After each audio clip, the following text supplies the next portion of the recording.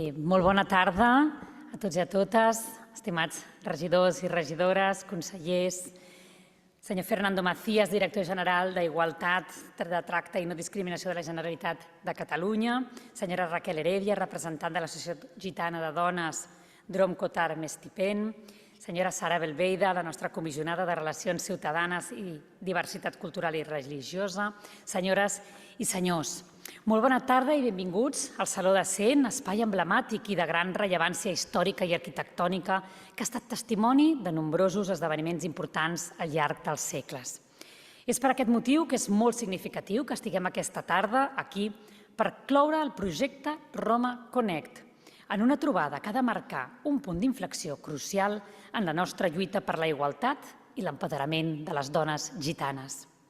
Al llarg d'aquest projecte s'han construït ponts entre dones d'Espanya, Grècia, Hongria i Romania, uns llaços teixits amb l'esforç i l'empenta, amb la ferma intenció de crear un espai segur on es puguin recolzar les dones gitanes mútuament, enfortir el vostre lideratge i sobretot fer front a l'antigitanisme que continua encara present de manera lamentable a la nostra societat.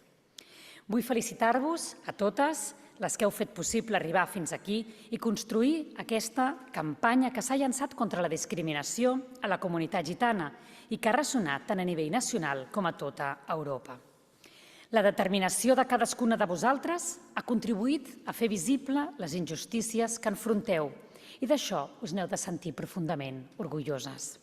Sens dubte, el vostre activisme, forjat a base de formació, de debat i d'escolta activa, us permetrà ser defensores dels vostres drets i de les vostres comunitats.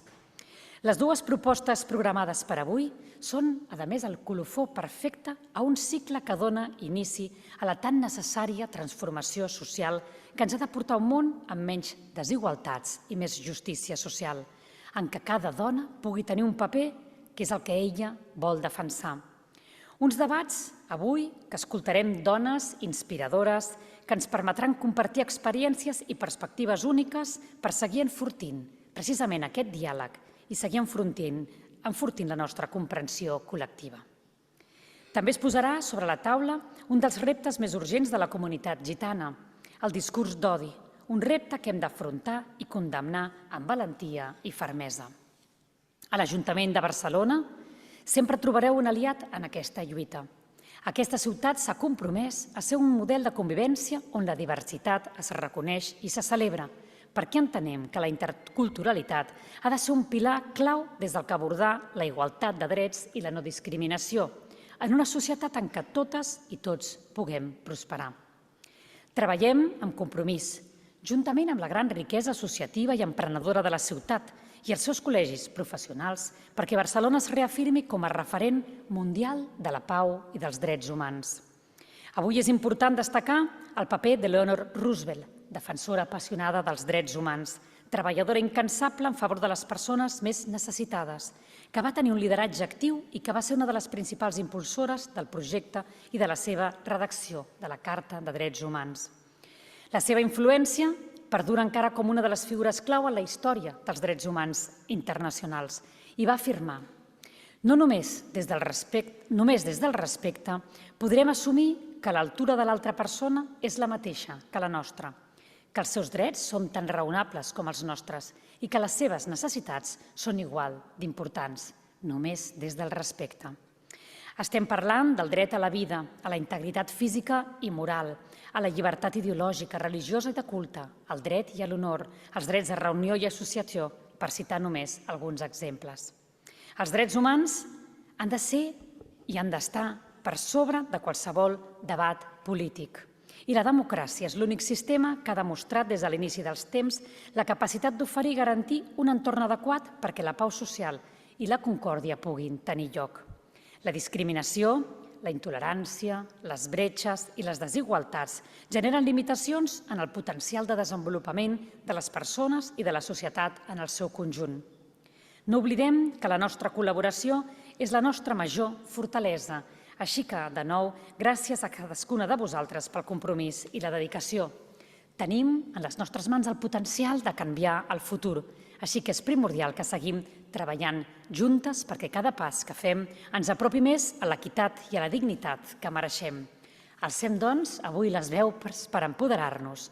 Les dones tenim la clau per millorar el món i hem de ser escoltades. Moltíssimes gràcies.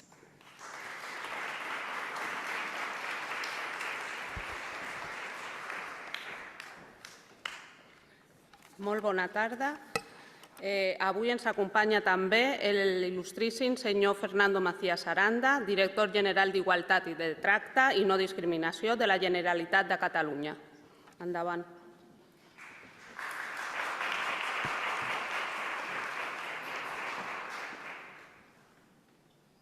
Bé, bona tarda.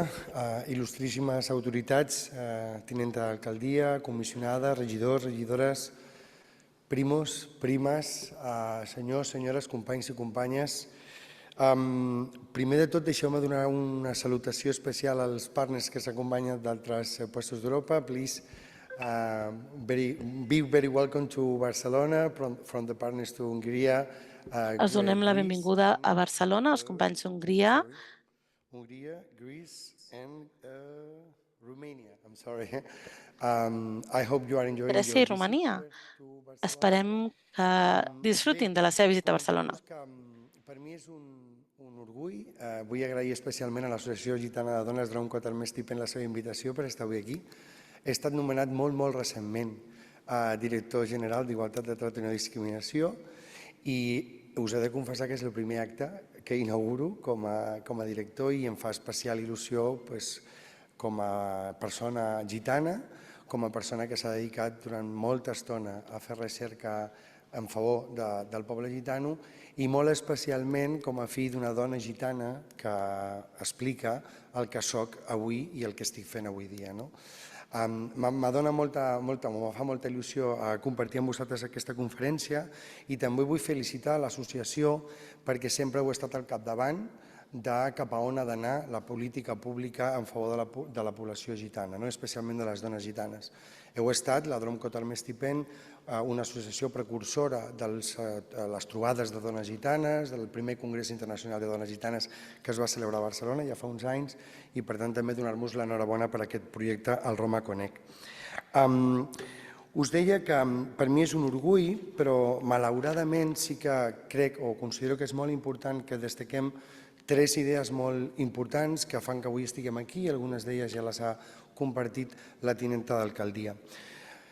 Freqüentment parlem de les dones gitanes com el motor de canvi del poble gitano i això és molt bonic, és una idea molt romàntica moltes vegades, però no ens hem d'oblidar que les dones gitanes són un dels grups dintre de la comunitat gitana que més discriminació pateix junt amb la infància gitana i la joventut. Segons les dades més recents que tenim, 8 de cada 10 joves gitanes d'entre 16 i 24 anys no tenen l'oportunitat ni d'estudiar ni de treballar. Les dones gitanes s'enfronten, doncs, a barreres molt importants en el seu dia a dia pel seu ple desenvolupament, barreres que s'expliquen des de l'àmbit de l'educació, com la segregació educativa, des de l'àmbit del treball, on les dones gitanes literalment moltes vegades s'han de disfressar per poder ser agafades en un lloc de feina, des de l'àmbit de l'habitatge, on se demostra que 4 de cada 10 famílies gitanes no pot jugar o comprar una vivenda pel fet de ser gitana o gitano, i en altres espais de la vida com la salut o la participació social. Afortunadament, cada vegada són més les iniciatives que això ho transformen. Però ara, en un context polític molt preocupant, amb la crescuda del discurs d'odi especialment promogut i tolerat per espais polítics d'extrema dreta, ens enfrontem a un moment molt crític on s'està qüestionant la lluita pels drets humans i per la igualtat de tracte de les persones que més ho necessiten. Per això un projecte com el Roma Connect és especialment rellevant perquè posa el focus en l'antigitanisme, en el discurs d'odi i en les dones gitanes, que, com hem dit, sou el principal motor de canvi per a la nostra comunitat. Com a director general de l'Oficina d'Igualtat de Tracte i No Discriminació i també en nom del Departament d'Igualtat i Feminisme, us volem fer saber que des del Govern de la Generalitat treballarem incansablement, ens tindran ben davant en contra de tots aquests discursos d'ois, de l'antigitanisme, i especialment hi comptarem amb la col·laboració, o necessitem la col·laboració necessària de les entitats gitanes i altres entitats d'altres col·lectius per fer-hi front a aquest tipus de problemàtica. Farem mesures i plans especials per prevenir i lluitar i combatre els discursos d'odi.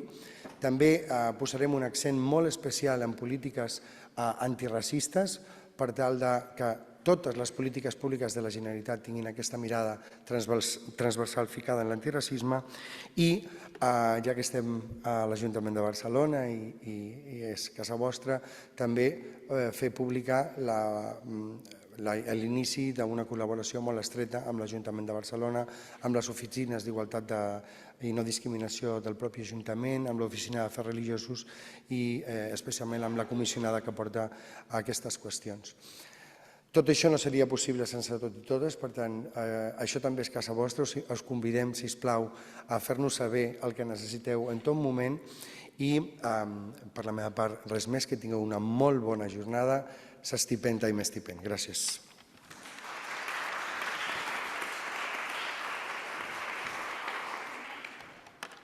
Moltes gràcies per les seves paraules a l'il·lustríssim Fernando Macías. I ara continuem amb la senyora Vero Santiago, que ens donarà la benvinguda per part de l'Associació Gitana de Dones de Drumcotar Mestipent.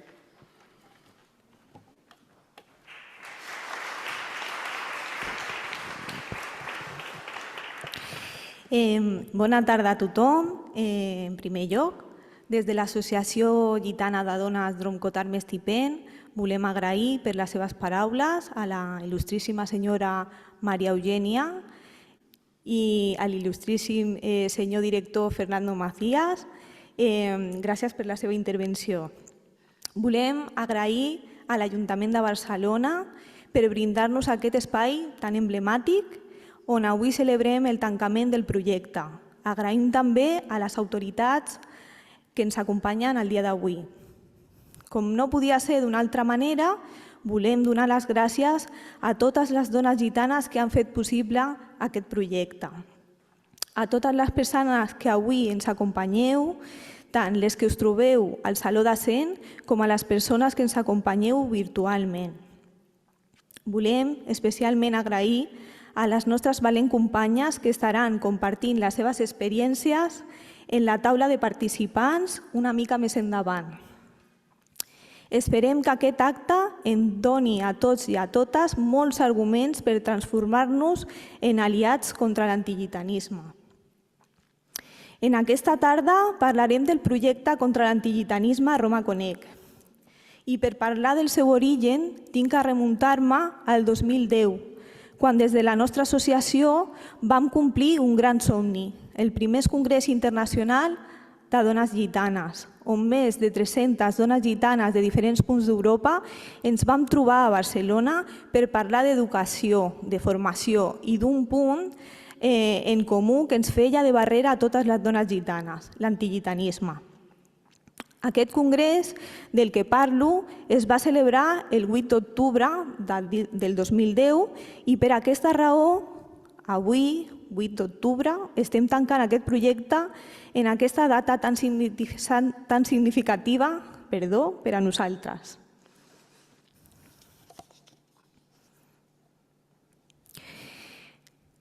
És un honor tenir-vos avui tancant i celebrant la conferència final del projecte Roma Conec. Gràcies per acompanyar-nos en aquesta tarda.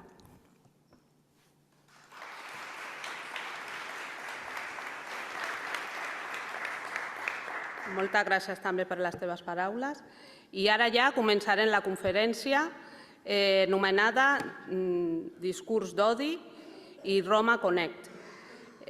La presentarà la conferència la doctora Helena Botton, professora del Departament de Sociologia de la Universitat de Barcelona, doctora por la Escuela de Altos Estudios de París, doctora per l'Alta Escola d'Estudis de París, assessora de la Diversidad Religiosa de la Generalitat de Catalunya assessora de diversitat religiosa de la Universitat i assessora també del Consell Audiovisual de Catalunya.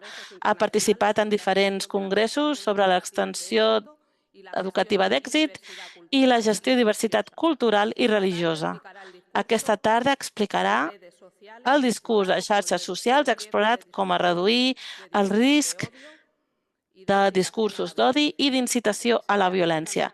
I seguidament també tindrem a Verònica Santiago, que ens parlarà del projecte de Roma Connect i és dinamitzadora i membre de l'associació gitana Drumkotar Mestipen. Comencem amb la conferència. Sí? Bona tarda. És un enorme plaer, privilegi, un honor haver rebut aquesta invitació des de la Drumkotar, una associació que porta tantíssims anys treballant per oferir oportunitats, lluitar contra aquestes discriminacions de dones, de nenes i de tota la comunitat gitana, tan necessari. Una de les comunitats més discriminades a tota Europa, encara avui en dia. Per tant, molt bona tarda, autoritats, els membres de l'associació i a totes les persones que avui ens acompanyen. Jo des de l'acadèmia, des de la universitat, treballant des de fa molts anys amb tot l'aspecte de minories culturals, la discriminació, jo també formo part d'una minoria ètnica, religiosa, discriminada i, per tant, algunes coses en primera mà, familiarment, hem pogut, desgraciadament, compartir i que canviarem. Llavors, el que volia compartir des de tot el treball que fem des del Centre de Recerca CREA són una sèrie d'evidències, no per quedar-nos amb un diagnòstic del discurs d'odi, això jo crec que en som malauradament molt conscients, però sí per anar oferint alguns elements, alternatives per superar aquest discurs d'odi. I ho farem, com diu el títol de la ponència, en com enfortir aquest discurs upstander, aquest discurs valent, que s'enfronta, que respon i que s'avança fins i tot als discursos d'odi. Com ja sabem, vivim en societats molt diverses, cada cop ho seran més, de diversitat cultural, religiosa, ètnica, però d'estils de vida, de familiars, cada cop serem més diversos. Això no estarà absent de discrepàncies, de conflicte, però necessitem més que mai, davant d'aquesta diversitat, de diàleg i consens per prevenir-lo i per resoldre-ho. De fet, vull començar recuperant una de les frases de Ramon Fletxa en l'obra Societat dialògica, que ens diu: només hi ha dues formes d'organitzar les relacions humanes, el diàleg o la violència. Si en trobem una tercera en podem debatre, però realment quan pensem només hi ha el diàleg o la violència i és tan senzill aquesta idea que ens preguntem i per què no és realitzable, de lo senzill que és, i veiem tantes mostres que responem amb violència. De fet, els objectius de desenvolupament sostenible, el 10 específicament, que parla de desigualtats, dins d'aquests objectius de desenvolupament, els ODS, està incorporat el com prevenir, erradicar, donar resposta al discurs d'odi dirigit als grups més vulnerables de la nostra societat. Des de la pandèmia ha anat incrementant, trobem cada cop més mostres, expressions d'aquest discurs d'odi, però també trobem mostres que combaten, que ens ofereixen alternatives a aquest discurs d'odi. La ciutadania volen, ens exigeixen a l'acadèmia evidències científiques perquè conjuntament, en cocreació, superem aquest discurs d'odi. I només algunes dades, i potser seran 2 minuts, no em detindré més per poder anar a les propostes. Les dades fixeu-vos que fan referència amb els últims informes de la Unitat de Delictes d'Odi d'Interior, de Save the Children, de diferents institucions i organismes. Fixeu-vos que ens parlen que la major part dels delictes, parla un 34%, estan motivats per racisme i per xenofòbia. Els mitjans més utilitzats són xarxes socials i altres canals d'internet, arribant a un 45%. I només una de cada 10 persones víctimes de delictes d'odi denuncia. I ens hem de preguntar per què hi ha aquesta por de denunciar, per què no se senten segures, què estem fent com a societat que no se senten amb prou acompanyament per poder denunciar. D'aquests grups que pateixen delictes d'odi, un altre afegit, aquesta interseccionalitat, els més joves constitueixen més del 12% de la població que pateix incidents originats per delictes d'odi. Aquests menors estan entrant a les xarxes, a internet, no vull entrar en absolut aquest debat si mòbil sí o mòbil no, això competeix a les famílies, a ningú més, però és un fet que hi són i per tant els hem d'acompanyar perquè tinguin eines per no ser assetjats ni violentats. Les estratègies del discurs d'odi segueixen, en resum, un fenomen de deshumanització. Aquí hi ha 2 exemples, sortint del que és pròpiament de comunitat gitana, quan ens parlen de menes, és una forma de deshumanitzar. Un mena és un menor estranger que no té xarxa i per tant encara és més vulnerable, però li hem tret aquesta categoria humana. Una altra notícia que hi ha aquí no parla de comunitat gitana, però tothom ha entès que és comunitat gitana quan parla de clans i agafa un concepte propi de la màfia, no de la comunitat gitana. És una forma de deshumanitzar, és una estratègia pròpia dels discursos d'odi.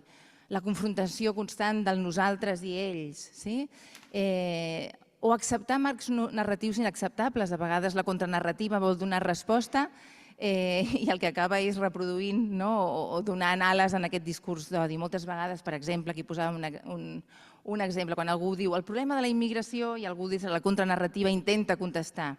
No, si ja partim que la immigració és un problema, estem acceptant un marc inacceptable. No podem acceptar aquests inicis de debat. La violència a la xarxa, fixeu-vos, quan parlem d'assetjament escolar i motivat també per racisme, es dona online i offline, per tant ha d'haver un treball tant fora com a dins de la xarxa. La xarxa no fa més que amplificar aquest fenomen. El bullying, l'assetjament, hi ha 1 de cada 5 menors en pateix i de ciberassetjament 1 de cada 3. L'intensifica, però hi és a fora i a dins, per tant el treball ha de ser per les 2 bandes. I per què aquestes víctimes que pateixen aquests percentatges que hem vist tan elevats no denuncien, no s'atreveixen, no se senten acompanyats? No denunciar dona impunitat als agressors, però per què no es comunica? Des de les evidències científiques, des d'aquesta revisió de la literatura científica, és important que parlem justament d'aquesta persona upstander, de passar d'un espectador a passar a una persona activa que es posiciona de forma valenta i aquí haureu subratllat no violenta. I subratllo el no violenta perquè de contranarrativa en trobarem que també entra dins de l'espiral de violència i entra a l'insult, entra la difamació i entra el desprestigi. Això no és una resposta upstander i no és una resposta efectiva realment contra el discurs d'odi. Per tant, aquesta upstander, que és el que volem promoure, pren posicionament, dona suport a les víctimes de violència i de discurs d'odi, a les persones que defensen aquestes víctimes, ho fa de forma activa, valenta i no violenta. Es pot donar des d'un suport privat, per exemple, que és el que és més habitual, per por a les represàlies, com pot ser, i és molt important, pot ser una denúncia a través dels propis mecanismes que les plataformes estableixen, des de Twitter, des d'Instagram, etc. Tenen els seus mecanismes per denunciar, és una forma de donar suport important i també es pot fer de forma pública. Les dues són molt rellevants. Clar, hem de veure com també podem fer-ho de forma pública, com incrementem. La comunitat científica ens està dient la importància que té crear comunitat, crear xarxa, que és una mica el que també el projecte, avui que és la Cluenda, ha volgut contribuir en crear xarxa i en identificar la importància d'aquesta xarxa, d'aquesta comunitat, per combatre.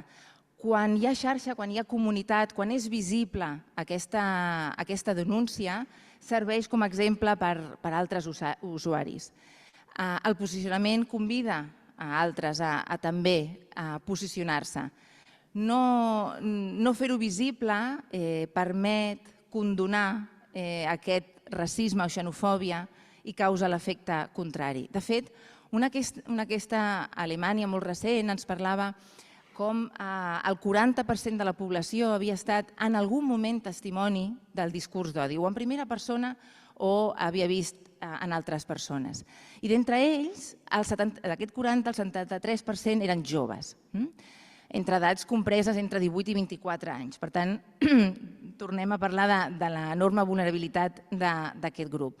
La majoria admet que no respon per desconeixement de com actuar amb seguretat. Per tant, aquí tenim un repte important de com donar confiança, seguretat en aquestes víctimes i els que protegeixen les víctimes. Per què hi ha dubtes si intervenir o no? Seguint les evidències de la violència de gènere aïlladora, ens assenyala com el 40% de la població ens diu que no ajuda per por a les represàlies. El 40%. No és per falta de compromís, no és per falta d'empatia, és per por a les represàlies. Des de dos projectes, un és aquest, el RECO, i l'altre és RIALAP, ara us explico molt breument, són projectes europeus liderats per l'Observatori Espanyol del Racisme i la Xenofòbia del Ministeri. Vam voler treballar, no quedar-nos amb un diagnòstic i voler identificar en aquest discurs d'odi quins discursos upstanders ja existien per donar-los visibilitat, per dotar-los d'eines més efectives en la seva visibilització i combaten el discurs d'odi. De fet, en la segona part es van voler enfortir aquestes estratègies de discurs upstander que permetien combatre. Aquest discurs upstander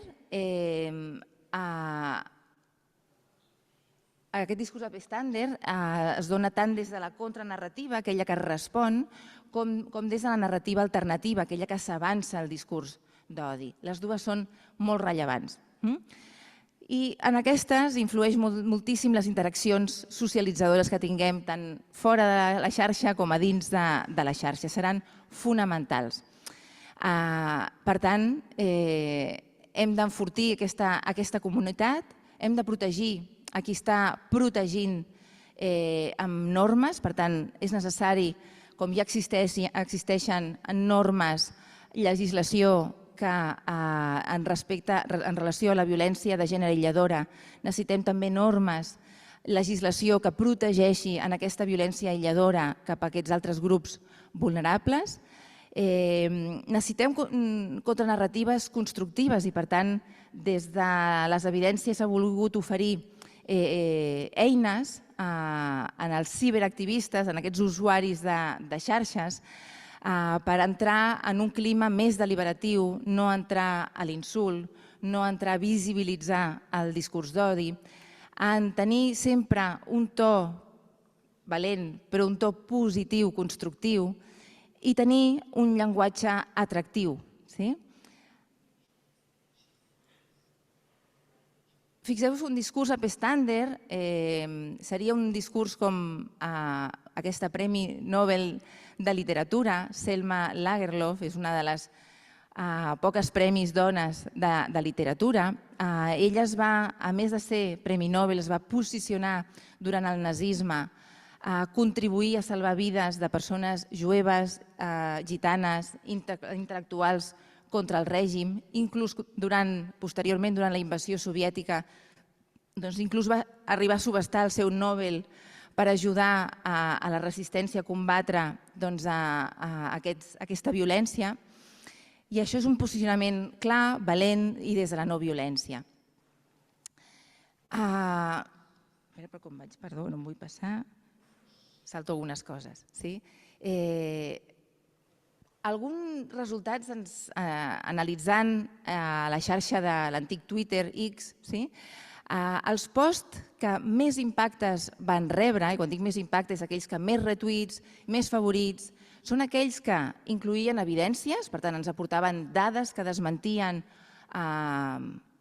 boles, fake news, i aquells que utilitzaven un llenguatge que des de les evidències parlem del llenguatge del desig. Són aquelles narratives alternatives que frenen violència. Són aquells que rebien més posts, que creaven comunitat i que feien d'escut protector cap a les víctimes al visibilitzar altres tipus de discursos. Un exemple és aquest que està parafrasejat, no és exacte per no poder-lo detectar, per respondre a les normatives europees. I fixeu-vos, és un cas d'antigitanisme que va haver d'una nena, un tema de negligència escolar i que no van informar a la família i les famílies van estar enormement criminalitzades. La denúncia d'aquest fet, fixeu-vos, rep uns 64 retuits, uns 84 likes, agradaments, per visibilitzar el que són posicionaments valents i upstanders davant de, en aquest cas, l'antigitanisme. Per tant, quin camí volem seguir, de quines eines disposem? Alguns elements que estàvem plantejant, i amb això ja no m'allargo més, necessitem en les narratives alternatives aportar evidències per desmentir i visibilitzar experiències positives. Quan responem a un post en línia, hem de valorar quants seguidors té, si té pocs o molts, si té molts, no és necessari que des del seu propi post contestem, ho podem contestar des del nostre fent una captura de pantalla i contestar per no donar visibilitat en el seu entorn, o si en té poc, potser no cal ficar-se en aquesta baralla perquè el poc seguiment ja el deixa en indiferència. Sobretot, a més de les evidències, emocions, empatia, sobretot cap a aquelles persones que poden ser seguidors de haters. A vegades no convencerem un odiador professional, però té molts seguidors dubtosos que amb evidències, amb un to que no és insultant, és possible que els fem entrar en dubte o fins i tot canviar de posició. Una forma de posicionar-se a través de likes, retuits, es pot respondre per privat, es pot denunciar a través dels mecanismes que les pròpies plataformes contemplen i és molt important també quan es contesta buscar la xarxa abans de contestar per tenir aquest escut protector, que quan contestis i rebràs algun comentari, la xarxa, l'escut protector, protegirà i deixarà en minoria el que és el discurs d'odi. Ocasionalment, sobretot per exemple en contextos com pot ser un videojoc, etc., les evidències també plantegen de la creació d'avatars, mai suplementació d'identitat, sinó avatars, perquè pot incrementar la seguretat de la persona que contesta i que actua.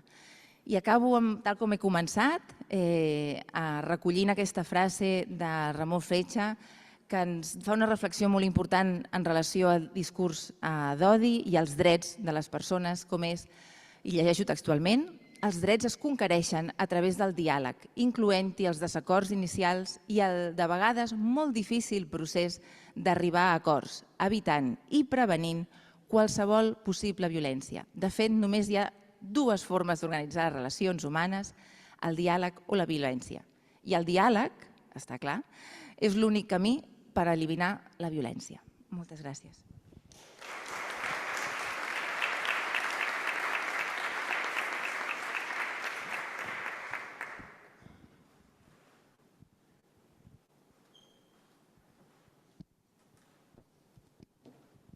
¿Se oye? Sí, vale. Necesitaré el mando. Em sent? Como estamos aquí... Bé, com estem aquí celebrant la conferència final del projecte europeu Roma Connect, faré un breu resum del que ha tractat aquest projecte, precisament. No sé cap on he d'apuntar, ara sí. Molt bé, doncs aquest projecte ha durat 2 anys. El pressupost del projecte ha estat uns 206.000 euros aproximadament i la Comissió Europea n'ha subvencionat el 90%. Tiro enrere. Aquest projecte el que busca és lluitar contra l'antigitanisme, però moltes dones unides, és a dir, el projecte forma part, hi ha dones gitanes d'Hongria, de Romania, de Grècia, de Catalunya i d'Espanya. Com veieu, tenim socis en aquest projecte que s'han involucrat i han participat per poder dur a terme la creació de la campanya contra l'antigitanisme Roma Connect. Tenim Aide de Grècia, amb Rita d'Hongria i l'Institut Intercultural de Timisoara de Romania. I totes juntes ens hem posat a treballar en la lluita contra l'antigitanisme. Molt bé, com neix Roma Connect? Roma Connect va néixer perquè en molts espais de l'entitat i fora, les dones gitanes que participen de l'entitat i del nostre entorn, doncs hem patit o hem compartit situacions de discriminació en molts àmbits. I volíem fer alguna cosa al respecte perquè això pogués anar a la baixa o poder-ho aturar. I amb la creació d'aquesta campanya el que buscàvem era conscienciar la societat o interpel·lar la consciència de la societat sobre les accions i comportaments antigitanos que presenta la societat en general per desconeixement i que tot això repercuteix molt negativament en les persones afectades. Molt bé, doncs un cop teníem el projecte i un cop unides les cosines i tietes de Romania, Grècia, Hongria i Espanya, ens vam posar a difondre el projecte perquè hi hagués més dones que poguessin participar i col·laborar i que es sentissin que és el seu projecte també. Aquest projecte ha inclòs formacions, perquè no només volíem fer vídeos, sinó que volíem centrar-nos en la visibilització i donar-ho a conèixer a la societat. Ho hem fet en 6 sessions, les puc esmentar aquí, doncs una sobre estereotips, una altra sobre antigitanisme, narratives públiques, i ho deixo aquí. No, també lleis nacionals i lleis europees, que són ben importants aquestes dues. Les altres també, però aquest projecte el que busca és aconseguir canviar lleis estatals i lleis europees.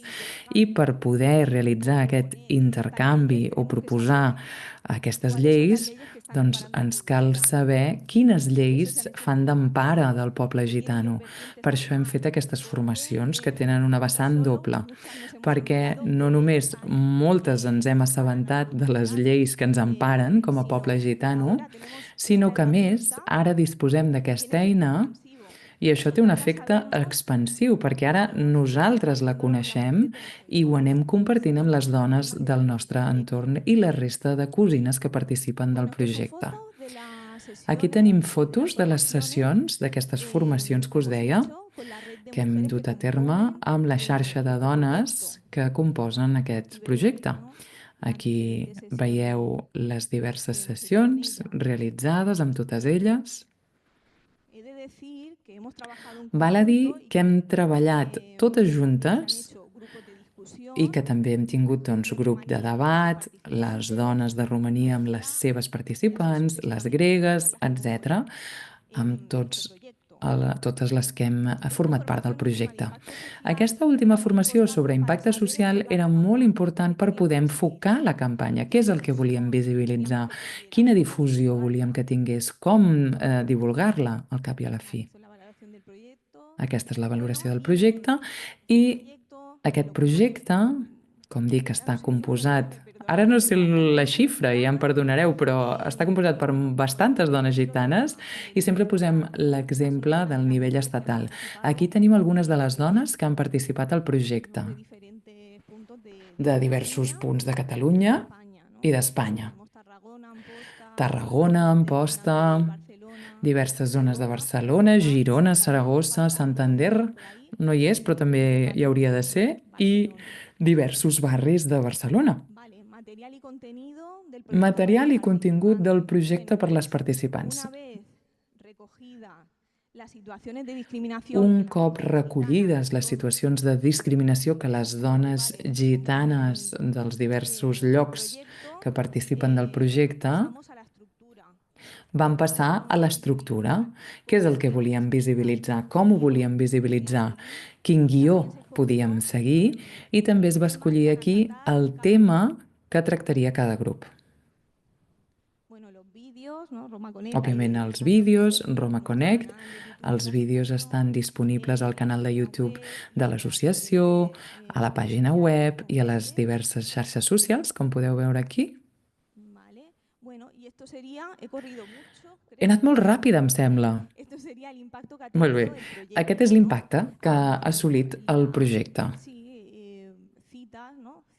Veiem aquí doncs, algunes cites pronunciades per les participants del projecte.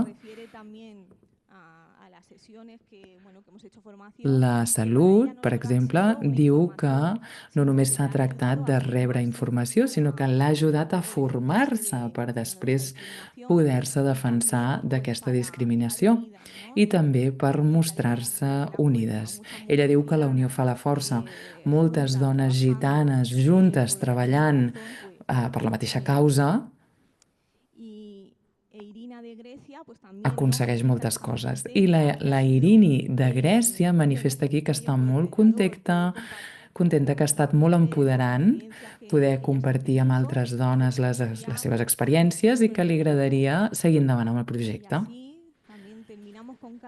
I acabem aquí amb la Caterina de Grècia també, que és la presidenta de l'Associació de Mediadores a Grècia, i que ens diu aquí que està molt contenta i que haver participat al projecte i al vídeo de la campanya ha estat una eina molt important per lluitar contra els estereotips i que li agradaria també que aquesta xarxa es pogués mantenir, la xarxa de dones gitanes que ha composat aquest projecte.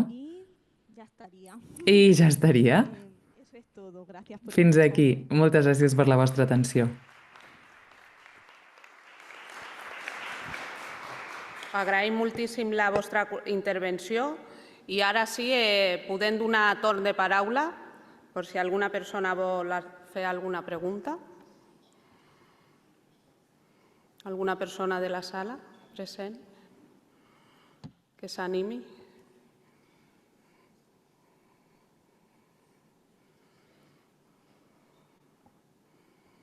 Vinga, va.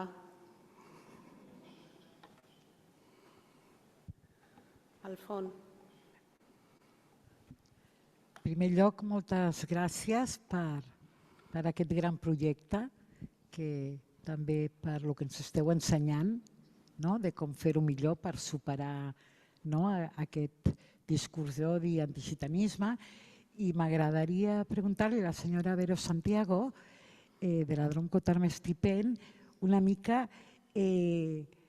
Jo en algun moment he vist fotografies del que teniu vosaltres a la red i tot això, de que a part de les persones que han participat de Grècia, de Romania i no sé quin altre país has dit, també han participat gent d'Espanya, d'altres llocs, i m'agradaria si podries explicar una mica més aquesta part d'implicació, de participació a lo que es diuen les altres dones, mujeres de bases, mujeres que no tenen normalment l'ocasió de poder estar avui al Saló de Cent, sinó que estan als seus barris, no? M'agradaria que poguessis explicar una mica més això. Moltes gràcies. Gràcies per la teva pregunta i sí, han participat dones gitanes de diferents punts de Catalunya que he nombrat abans, no? Tarragona, Girona, Barcelona, i sí, vam tenir, tenim dones a la xarxa de Zaragoza i de Santander, que també es van connectar a les sessions formatives i a les sessions que van fer activitats, van proposar les seves idees, que van ser ben acollides i es van valorar també el que elles volien destacar. També ens van explicar situacions de discriminacions que elles van trobar-se al llarg de la seva vida. I sí, són dones de base, són dones gitanes no acadèmiques que no han tingut oportunitat d'estudiar, la majoria d'elles, i que també tenen molt a dir i per això han contribuït i han participat en aquest projecte. No sé si te contesto.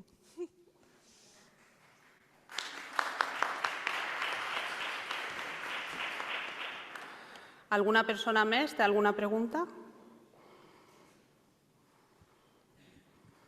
Bueno, buenas tardes y agradecida a todos. Bona tarda, molt agraïda per tot el que estàs explicant, però jo soc d'Andalusia i a Andalusia hi ha força persones gitanes. Voldria saber si de la part de Granada també teniu algun grup que participi amb vosaltres, perquè jo conec molta gent des de fa molts anys i bé. Pues sí, o sea, la entidad en este proyecto estoy pensando... A veure, en aquest projecte sí que tenim dones amb arrels andaluses, però a l'entitat sí que tenim moltes dones d'Andalusia, de Granada, d'Almeria, de molts llocs d'Andalusia, sí, sí. Molt bé. Altra pregunta? Endavant.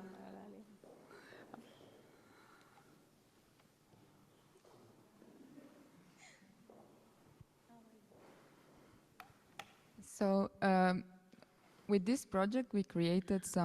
aquest projecte hem creat alguns materials de vídeo sobre l'experiència de les dones gitanes a tots els països que estan al Consorci. Una de les principals preocupacions era sobre el dia que hagin d'enfrontar el racisme, perquè vegem racisme a les plataformes de xarxes socials i no sé, em preguntava si hi ha algun instrument sobre com combatre tot això. Em preguntava si d'alguna manera potser podríem demanar a les plataformes de xarxes socials que assumeixin una major responsabilitat sobre com hauríem de combatre i com podem combatre el racisme més enllà de denunciar el contingut. I això és una pregunta potser per l'Helena. Can you translate for me? No llevo... Ens ho podríeu traduir? No portem... Sí, la pregunta tenia a veure amb els vídeos que es van fer per la campanya i que es van penjar online.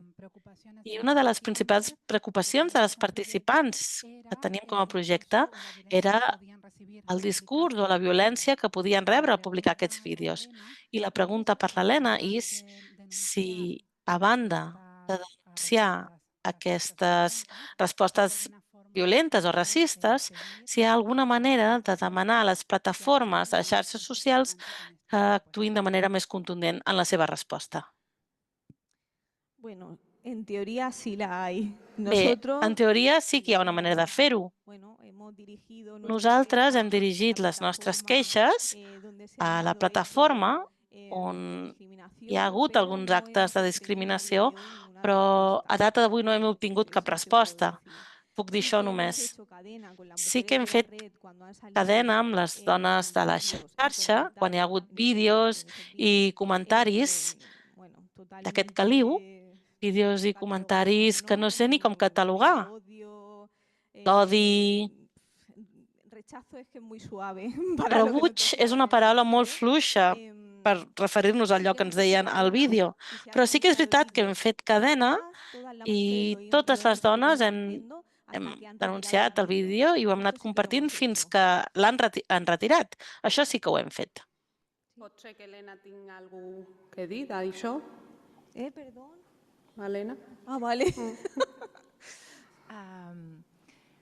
No, precisament, no, el que està explicant, quan les plataformes tenen els seus mecanismes de denúncia, efectivament, a vegades és lent, a vegades no es contesta, però aquí és un exemple claríssim que quan tot el grup ha denunciat, ha actuat, es retira un vídeo, es tanca un compte, és a dir, el que el projecte una mica també ha demostrat és que quan es crea aquesta xarxa, a part d'enfortir que les persones, les comunitats que són víctimes, enfortir-les, les dota d'un escut protector, és que també s'aconsegueix retirar aquest contingut d'odi, permet que altres persones frenar la publicació de més discurs d'odi, perquè apareix discurs up standard o en tot cas que vol frenar i per tant redueix l'aparició de discurs d'odi, això és molt important. I el que després és important és que quan hem creat xarxa, aquí és quan comença a aparèixer aquesta narrativa alternativa. Aquestes dones que ja no contesten un discurs d'odi, sinó que s'avancen i visibilitzen experiències positives dels propis col·lectius. Una altra pregunta? Moltes gràcies, Helena, per la resposta i a veure. Hola, quería saber si a través... Hola, volia saber si per mitjà de la xarxa d'aquest grup de suport, bé, dèieu que teníeu tallers de formació i volia saber si a les nenes més petites o a les adolescents se'ls donen les eines o la manera o a qui dirigir-se i adreçar-se si reben aquests atacs d'odi. No sé si Helena o... Sí, dentro de las participantes entre les participants que formen part del projecte hi ha nenes molt joves, nenes. I, esclar, elles assisteixen a les formacions i no saben quines lleis hi ha, com denunciar. De fet, vam tenir una sessió, en aquest cas, on vam explicar quins mecanismes hi ha a Catalunya per denunciar i com podíem fer-ho. I esclar, sí, els informem. En aquest projecte, bé, de fet, després veureu un resum dels vídeos que han fet totes les dones de la campanya i, de fet, veureu que hi ha nenes molt joves que, a més, han volgut sortir als vídeos i que, òbviament, també han rebut la formació igual que la resta de dones. De fet, ara després posarem un vídeo. I passarem a l'altra pregunta que hi havia per aquí. Sisplau. Gràcies, Maripaz. Gràcies. Jo volia fer una pregunta relacionada amb les denúncies i que també parlo en nom de les oficines de no discriminació de l'Ajuntament de Barcelona. Sabem que la població gitana és el col·lectiu probablement més discriminat amb molta diferència en molts àmbits, però malauradament és del col·lectiu que menys denúncies rebem. No sé si això ho heu treballat al projecte, si les dones han parlat de per què no denuncien i si heu proposat en alguna de les accions explicar els mecanismes extra plataformes perquè a través de l'oficina de la Generalitat, de l'oficina oficines de les 6 oficines de l'Ajuntament de Barcelona o d'altres oficines se pot denunciar i ens podeu dir si la doctora de Botton té alguna informació al respecte més des de la vessant de la recerca. Sí. Des de l'associació reiterem, insistim a les dones que tenen que denunciar i la veritat és que moltes vegades fer un tràmit per exemple, li costa molt perquè qui l'està atendiendo en aquest moment doncs té aquests prejudicis i tal, i fem un seguiment, parlem amb ella, intentem que denunciï, sí? Però costa molt perquè les dones moltes vegades no ven resultats.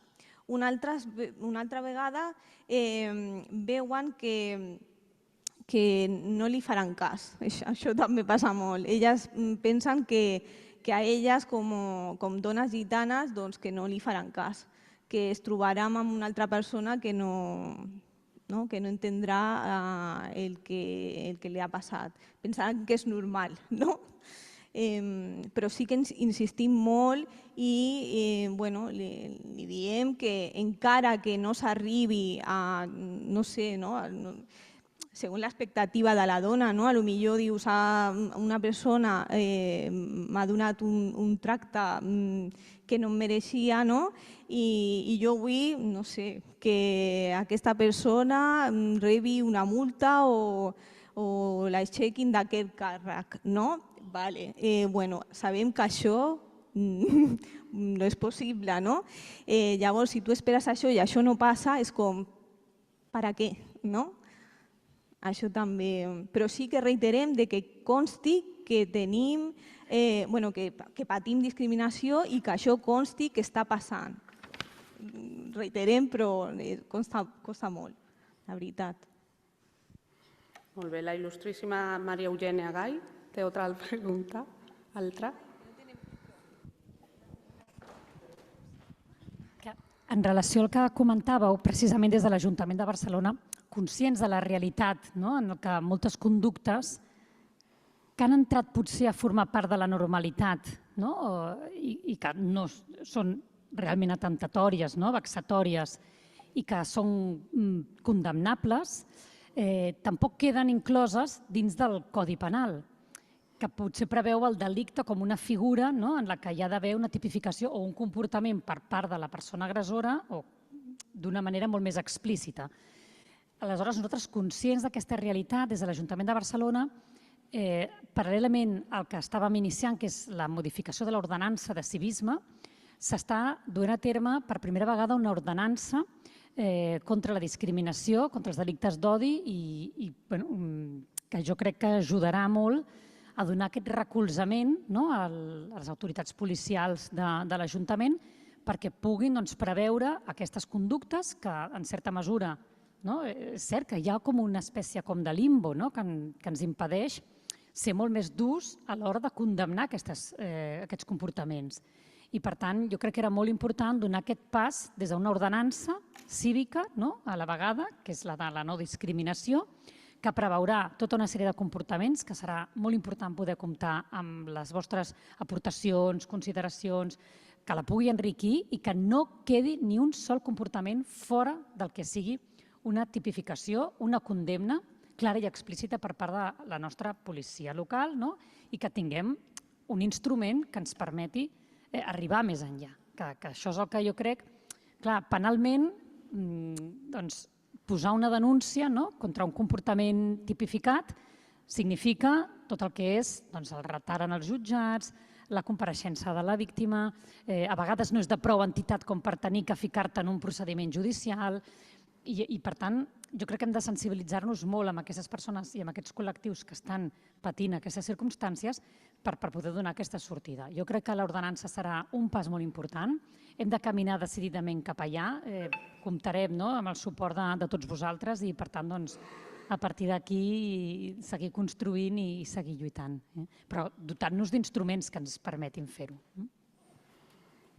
Moltíssimes gràcies. L'Helena també volia dir alguna cosa? Sí, en relació amb les últimes preguntes que hi havia, i que aquí la Vero també ho estava contestant molt bé, la importància que juga des de l'àmbit associatiu, des de l'àmbit educatiu, en tota aquesta socialització, espais d'interacció que ens permeten construir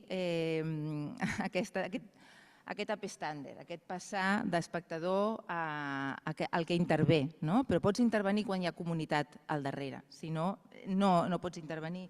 És molt gràfic quan diu per què ho vaig a fer, de què servirà, o jo sola a mi no em faran cas. Quan tens comunitat, demostra perfectament l'exemple del projecte com quan tens comunitat es denuncia, es retira un vídeo. Recollia de les últimes preguntes que hi havia, per exemple, des de l'àmbit educatiu, actuacions educatives d'èxit, l'educació com a espais privilegiats d'interaccions diverses, que poden ser preventius de violència o poden reproduir violència. Què fem? Depèn de què fem.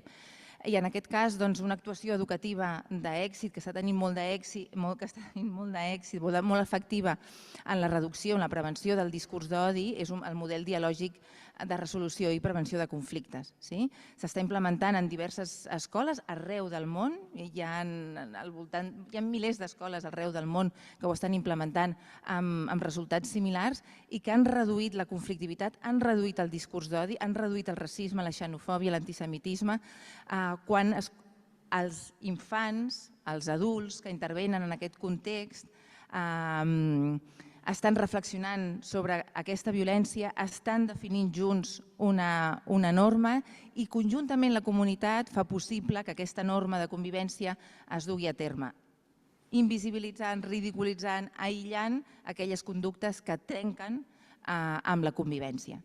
És l'única manera de trencar, en aquest cas offline, però que online serviria exactament igual, a construir una comunitat sòlida que fa d'escut davant d'aquestes violències verbals i físiques. Molt bé. Doncs moltes gràcies per totes aquestes sinergies que es fan per combatre aquesta plaga d'antigitanisme i racisme. I ara ja, sin més, donem pas a un vídeo sobre el projecte Romancone, que serà un recopilatori de tot el que s'ha fet. Donem pas al vídeo.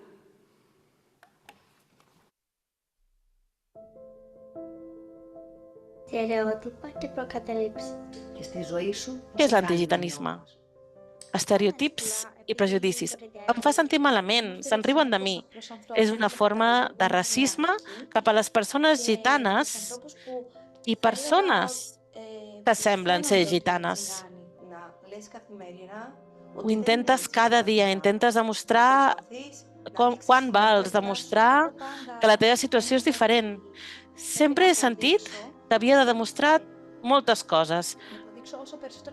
Primer, a les persones que m'observaven. Una quarta part de les persones gitanes no té assegurança de salut. Segons les investigacions, una de cada 3 persones viu en apartaments sense aigua corrent i un de cada 10 casos tampoc sense electricitat. Les dones gitanes, demostren les investigacions, són aïllades a maternitat, reben menys atenció, una neteja mínima i menjar insuficient. De fet, s'han documentat casos de dones gitanes que han estat esterilitzades sense el seu consentiment informat. No, i tant que no. Hi ha molts problemes dins del sistema que necessiten una rectificació urgent i completa. Hi ha milers de nens que estan exposats a aquests perills cada dia. Malgrat tot, actualment, a Hongria, la llei estableix que els nens no poden ser discriminats per pobresa i, tot i això, el 80% dels casos, aquest és el motiu principal. Estic segura que als nens els agradarà molt anar a l'escola, que tindran més èxit i que vosaltres també estareu millor, perquè quan veieu que el temps invertit dona resultats, us sentireu molt millor. No escuché aquelles no vaig escoltar aquelles persones que no creien en mi. I per això ara estic estudiant un cicle per poder arribar a allò que vull ser i no em rendiré. El meu somni és ser historiadora i per això necessito fer batxillerat. Actualment m'estic formant i estic rodejada de persones que em donen suport i que m'ajuda a superar-me. Gràcies a una altra persona que no era gitana, que em va ajudar a accedir al curs, vaig poder acabar-lo amb molt bona nota. A partir d'aquell moment, fa 6 anys que he treballat de mediadora. Vaig acabar i també vaig fer el curs de dinamitzadora comunitària, monitora de lleure i serveis a la comunitat. I per últim, l'accés a la universitat. Tinc 49 anys, 5 fills, 2 nets i no penso deixar de formar-me. Necessitem gent que sumi i no que resti. Actualment estic a un nou institut on estic organitzant el 8 d'abril i el 8 de març. Crec que totes les dones gitanes haurien d'abraçar les seves arrels amb orgull, s'han d'empoderar a si mateixes i el que són. Totes les dones gitanes mereixen ser tractades amb dignitat humana i respecte. I les dones gitanes mereixen ser escoltades, mereixen tenir poder. Les dones gitanes han de reclamar el poder que se'ls ha tret. Les dones gitanes mereixen que els seus somnis es facin realitat.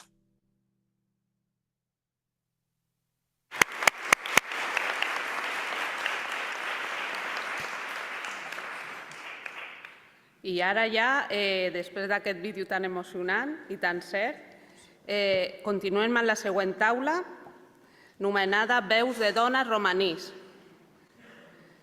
que moderarà la senyora Teresa Sorder, professora de la Universitat Autònoma de Barcelona i membre de l'Associació Gitana de Dones Droncotarm Estipend. Endavant la següent taula.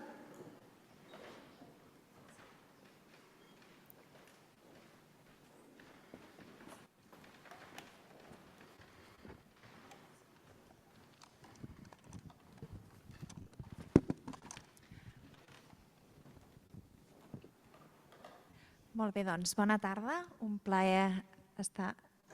Teniu totes traducció? Do you have the translation?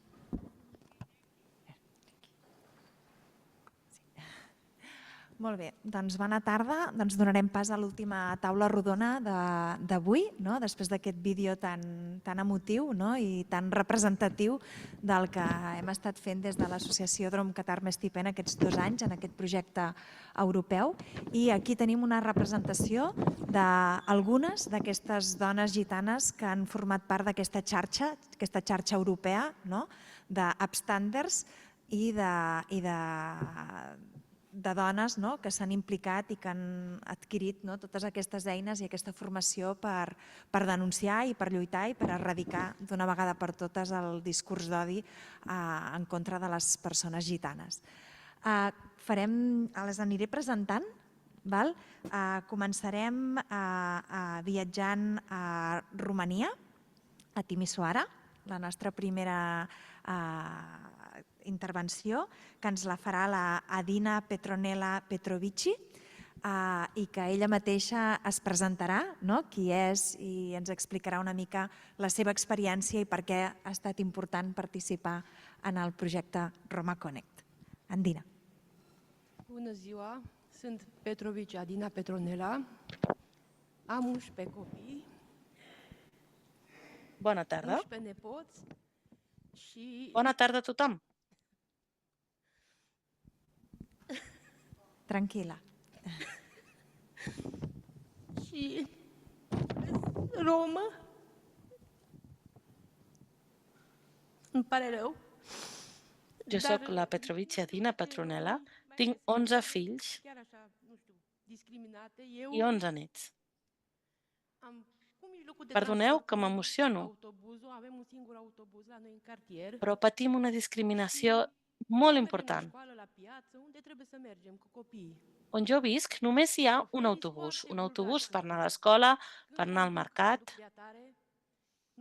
Els conductors són molt vulgars. Normalment condueixen molt ràpid. Si diem que parin, ens contesten malament, ens diuen que estan tips de la nostra comunitat, que no podem pagar el nostre bitllet perquè així som els gitanos. Això ens diuen. Una vegada anàvem amb el meu fill, en David, i estàvem esperant l'autobús. L'autobús va passar de llarg, com si no existíssim. I llavors vam haver d'esperar el següent autobús, que va passar una hora després. Quan vam pujar a l'autobús, El meu fill es va quedar enrere i es va quedar atrapat entre les portes. Així que vaig anar a parlar amb el conductor i en aquell moment va començar a insultar-me. Em va dir que era una gitana fastigosa i que si no em semblava bé havia de baixar de l'autobús. En aquell moment no tenia ganes de fer res més. Me'n vaig anar a casa meva i en aquell moment vaig decidir presentar una denúncia online. Perquè sempre ens trobem en la mateixa situació. Sempre es diu que al nostre barri hi ha massa persones gitanes. I aleshores vaig demanar que s'augmentessin els serveis. Vaig rebre una resposta i em van dir que augmentarien els serveis d'autobús. També vaig demanar que, si us plau, els conductors fossin respectuosos, que no conduïssin tan ràpid i que no ens insultessin. Això és una cosa que ens va afectar moltíssim al nostre barri. Ara, fins i tot, no hi ha més autobusos que abans i encara seguim esperant una resposta. Moltíssimes gràcies.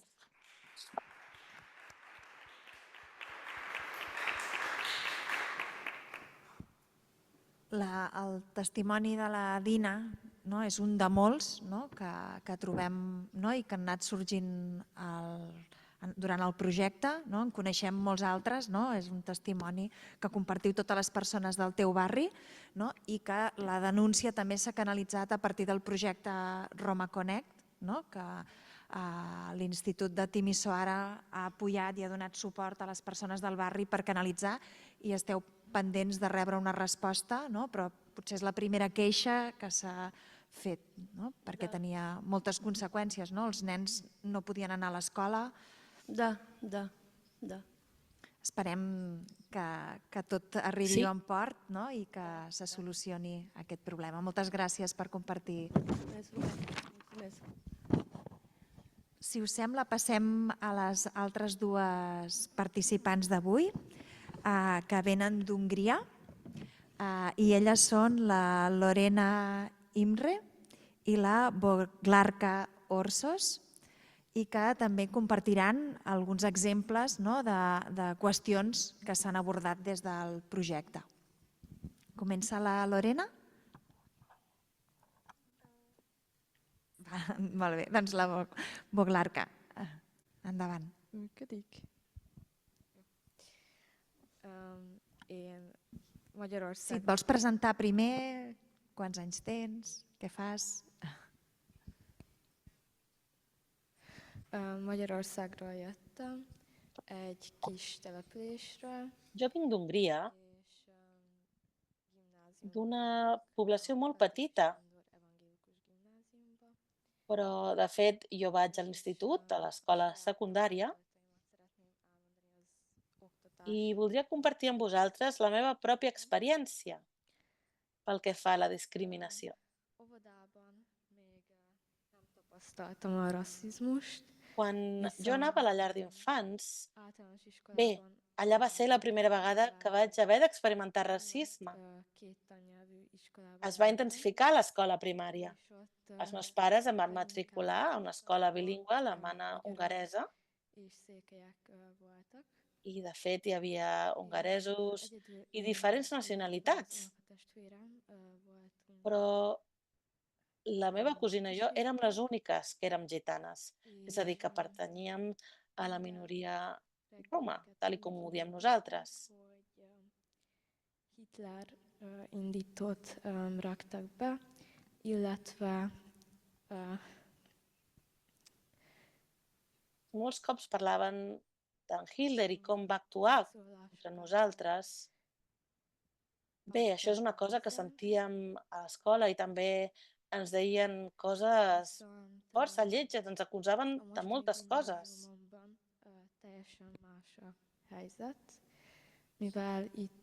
Més endavant, a l'institut on soc ara, la situació és diferent. Per què?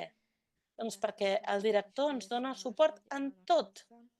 També els professors són completament diferents.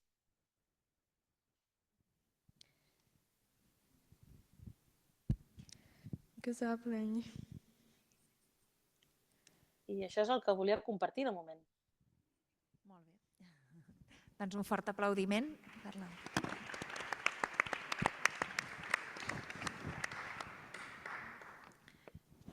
Veiem, no?, una mica el cas de la Voglarka ens ajuda a entendre, no?, de com quan les institucions educatives volen poden intervenir i poden solucionar problemes, no?, d'antigitanisme.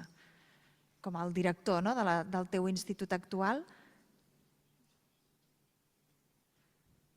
El director del teu institut actual, com està intervenint perquè no passi el mateix que va passar en l'escola anterior. Molt bé, doncs passem al següent, a la Lorena Imre, que ens parlarà també de la seva experiència.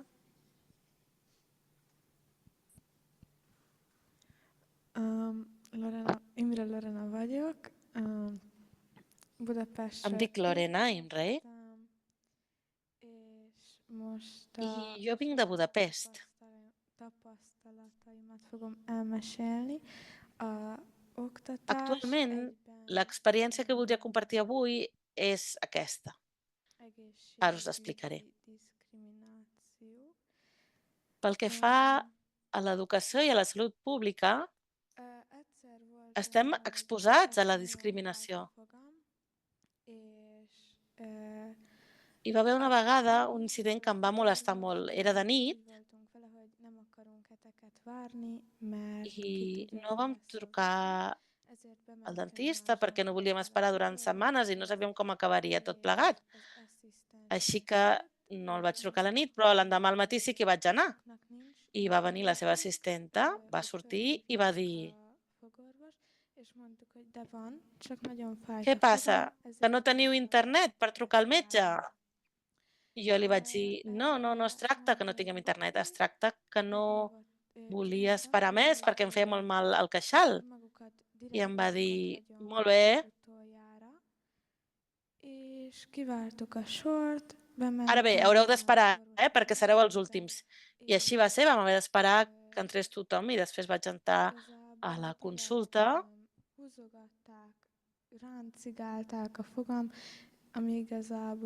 I em van tractar molt malament, em van treure el queixal i vaig estar plorant del mal que em van fer. Va ser una tortura, realment. I després de tot això em van preguntar: "I teniu diners per comprar els medicaments i menjar?" I li vam dir que sí que teníem diners. I això és el que va passar en aquest cas, per exemple. A l'escola tothom es comporta de manera diferent amb nosaltres, també els professors. De fet, els professors més que els companys. Per exemple, si jo tinc alguna pregunta durant la classe, no em contesten. Els altres companys sí que se'ls contesta. I el meu somni és no haver de viure tot això, que no hi hagi discriminació per ningú. Moltíssimes gràcies per escoltar-me.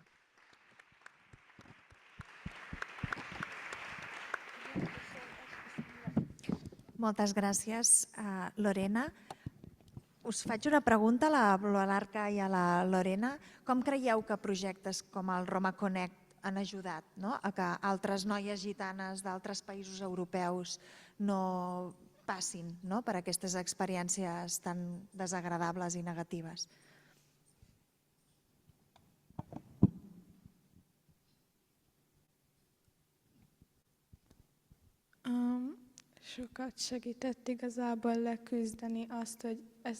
Jo crec que ha ajudat molt, molt, molt. Sobretot l'enfocament, la manera de veure les coses és el que ha canviat. Jo vaig canviar el meu punt de vista i el meu enfocament, diguéssim. Molt bé. Doncs passem a l'últim testimoni, que és la Sacri Fernández Cruz, que ve de Gavà i que ens compartirà també la seva experiència personal. Començarà presentant-se ella mateixa i també la seva participació en el projecte. Hola. Bueno, pues yo me llamo Sacri Fernández. Bé, doncs em dic Sacri Fernández, visc a Gavà, tinc 3 fills i un net. I ara mateix m'estic preparant, a part de treballar, per tenir accés, fer la prova d'accés a la universitat. I també pateixo situacions de discriminació. Al llarg de la meva vida m'he trobat i em segueixo trobant amb les mateixes situacions de rebuig, de discriminació per ser gitana. Em segueixo enfrontant a persecucions quan entro a un centre comercial i de manera innata, sense gairebé adonar-me'n, faig visibilitzar als guàrdies que només vaig a comprar i no vaig a robar. És trist, però és així. I al final acabem normalitzant la situació. I això no fa cap gràcia.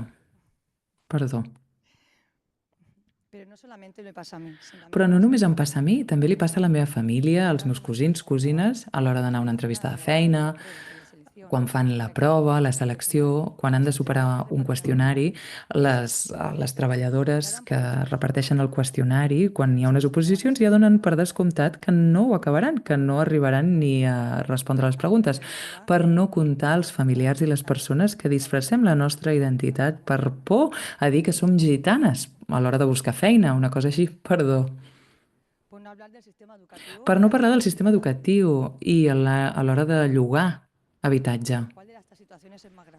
Quina d'aquestes situacions és més greu? Per això i per desgràcia, d'aquestes situacions es pateixen a Espanya i a Catalunya i també les nostres amigues i familiars d'Europa. Estic molt nerviosa.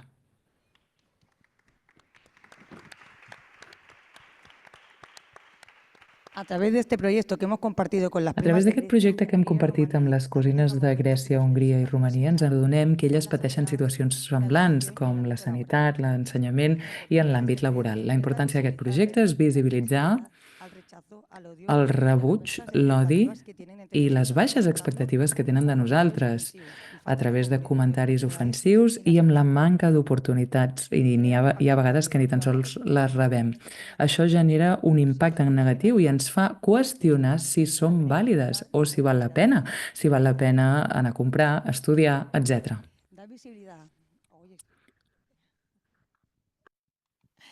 Dar visibilitat a l'odio i a l'antigitanisme. Visibilitzar l'odi i l'antigitanisme té bastants conseqüències i això genera consciència a la societat. Els vídeos i les campanyes que fem per denunciar aquestes situacions són reals. En aquest projecte hem assessorat lleis europees i estatals contra l'antigitanisme i això ens ha donat eines per poder denunciar i saber on anar. El meu somni seria un tracte igual de les persones sense tenir en compte ni l'ètnia ni cap altra condició. Moltes gràcies, Sacri. Doncs ara, si us sembla, podem obrir el debat per si hi ha alguna pregunta, algun comentari, alguna qüestió que vulgueu plantejar.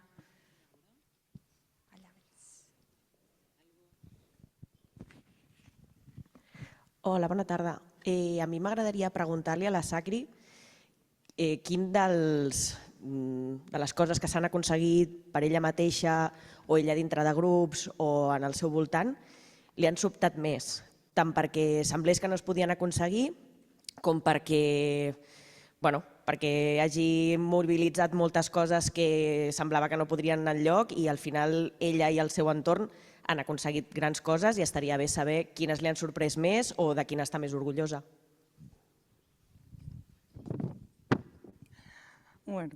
De la que més em sento orgullosa... De la que més orgullosa em sento és de les persones que m'envolten, sens dubte.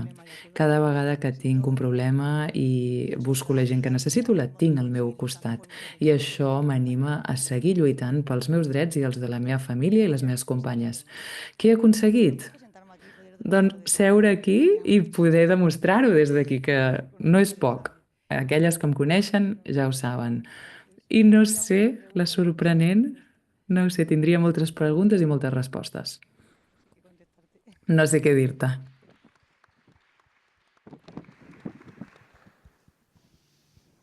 Alguna pregunta?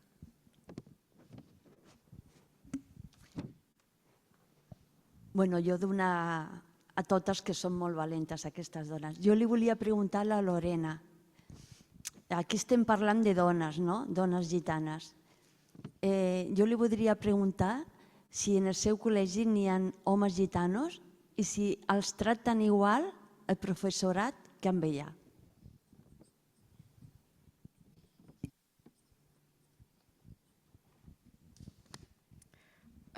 Igen, és például az órán direkt kiválasztott Sí, durant les classes és els professors separen els gitanos i gitanes i els castiguen a semmiért egyeseket ad, úgyhogy nem is csináltunk semmit. Meg még sorolhatnám, és igen, i quan mirem enrere o mirem cap als cantons, doncs ens miren malament i sempre ens amenacen amb sancions. Però això els hi passa tant als nois com a les noies. He de dir, en aquest sentit no hi ha cap diferència entre nosaltres.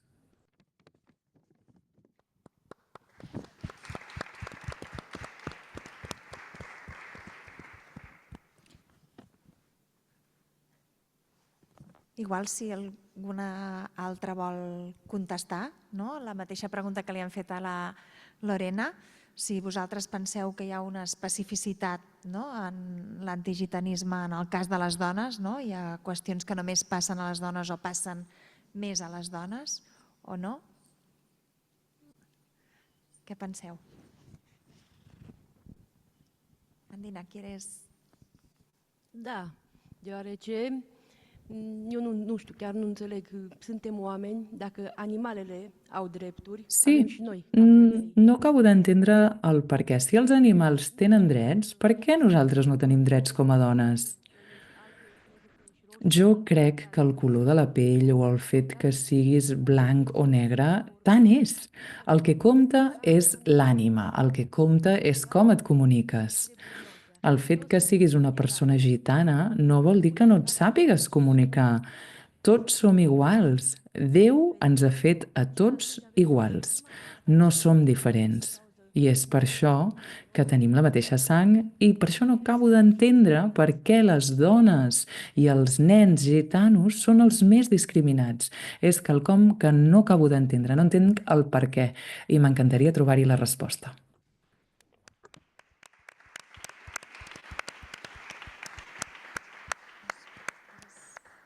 Vols contestar, o Sacri, aquesta qüestió de si les dones gitanes, hi ha qüestions que afecten més a les dones gitanes? Bueno, a veces tienes que, en el mundo en el que vivimos, tienes que... En el món on vivim, doncs has d'argumentar doblement que ets gitana i que ets vàlida. Sempre t'has d'estar justificant, no com la resta. Sí que és complicat, sí. Ja és difícil per nosaltres, per la dona en si, i has de justificar que tu pots arribar a qualsevol lloc com qualsevol altre, com qualsevol dona, no em surt la paraula, amb una doble càrrega, exacte, a l'hora de presentar-te. Sí. Alguna qüestió més per part del públic? Alguna reflexió?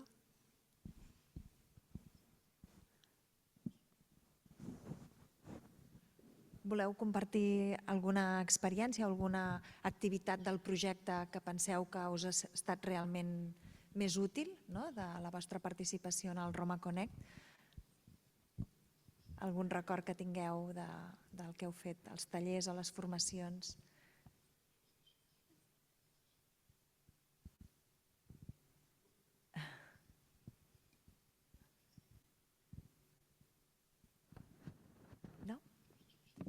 Doncs si no hi ha més preguntes, no hi ha més reflexions, jo crec que es mereixen un fort aplaudiment perquè no és fàcil parlar, no, d'aquests temes aquí. Moltes gràcies. I ara donarem pas ja a la cloenda. Eli? Com esteu?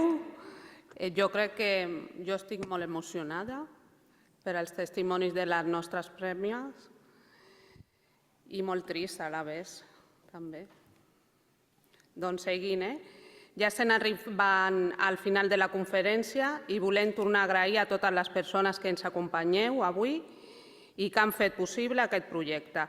a totes les dones gitanes que van participar en aquesta lluita en comú, que no entén de fronteres ni de per què, com diu la prima, per què les dones gitanes tenim que ser més menospreciades.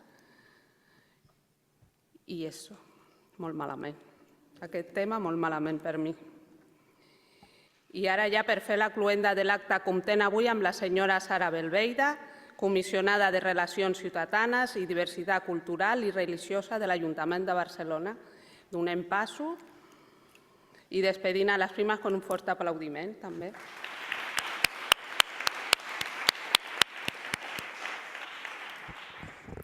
Bona tarda a tothom, director general Fernando, regidores, consellera, membres de Drom Cotar Mestipen, amics i amigues.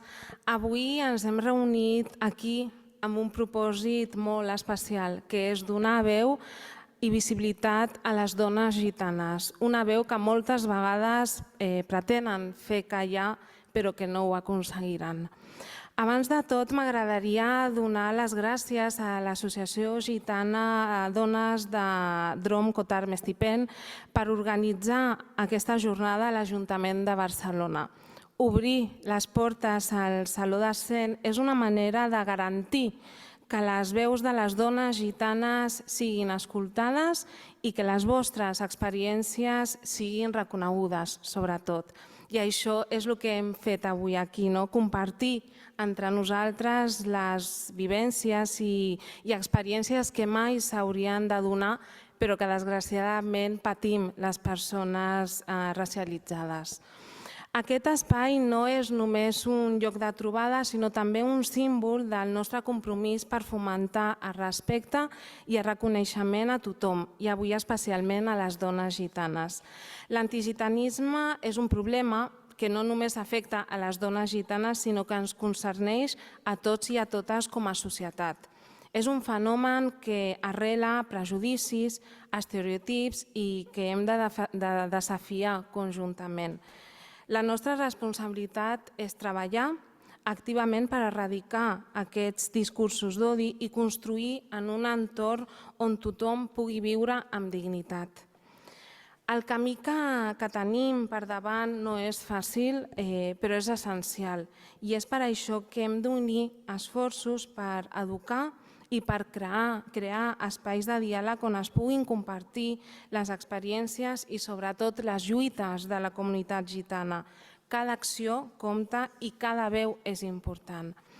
És per això que des de l'Ajuntament de Barcelona tenim l'oficina de la no discriminació, l'oficina d'afers religiosos, estem treballant també en una ordenança de delictes d'odi, com ha comentat la tinenta fa una estona, i també estem treballant en un pla contra racisme a 10 anys vista, un pla transversal, un pla que tingui en compte tot tipus de discriminacions i sobretot un pla que tothom es pugui fer seu.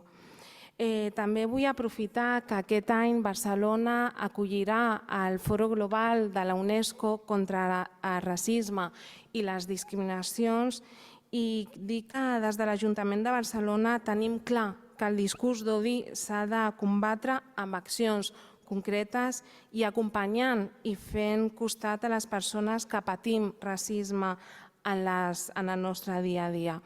Així que res, tanquem aquest acte amb la necessitat de continuar aquesta lluita. El compromís de l'Ajuntament és ferm, seguirem donant suport a iniciatives que busquin la igualtat, la justícia i el respecte per totes les persones, independentment de la seva cultura, de la nostra cultura o del nostre origen.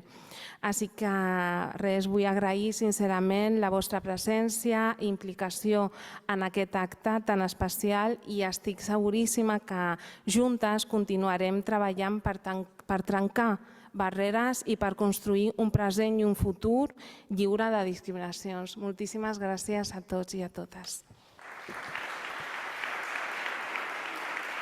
Moltíssimes gràcies a la Sara Belveida.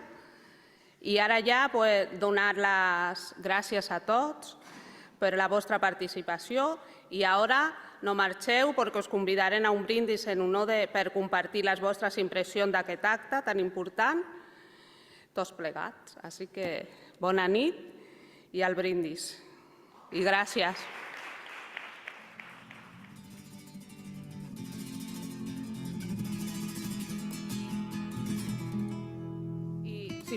Si podéis pasar para aquí delante todos para hacer una foto de grupo, todos I juntos. si podeu venir cap aquí davant per fer una foto de grup, tots plegats, perquè aquesta sala és molt bonica, n'hem de treure profit.